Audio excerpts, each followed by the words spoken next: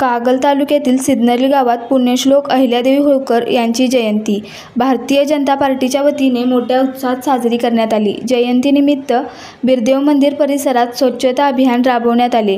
त्यानंतर पुण्यश्लोक अहिल्यादेवी होळकर यांच्या प्रतिमेचे पूजन करून त्यांच्या कार्याला अभिवादन करण्यात आले। या कार्यक्रमात कागल तालुका महिला अध्यक्षा सुनीता घराळ, माजी तालुका अध्यक्षा स्नेहल पाटील, सीमा पडतरे, माधुरी पाटील, दीपाली पाटील, सरिता हजारे, सकुबाई हजारे, रुपाली हजारे यांच्यासह अनेक महिला कार्यकर्त्यांची उपस्थिती होती। याशिवाय गावचे माजी सरपंच एम.बी. पाटील, शाखा प्रमुख किरण पाटील, वैभव भडतरे, धनंजय माडिक, युवा आघाडीचे शिवाजी मगदूम, श्रीकांत पाटील यांचाही कार्यक्रमात सहभाग होता। सिद्धेश्वर दूध संस्थेचे संचालक सातापा मगदूम, माजी चेअरमन संदीप गुरव, राघू हजारे, गंगाराम हजारे यांच्यासह अनेक ग्रामस्थ, माजी सैनिक आणि कार्यकर्ते उपस्थित होते। कार्यक्रमात राघू हजारे, गंगाराम हजारे आणि संदीप गुरव यांनी मनोगते व्यक्त करून अहिल्यादेवींच्या कार्याची प्रेरणा आजच्या समाजासाठी किती महत्त्वाची आहे हे सांगितले।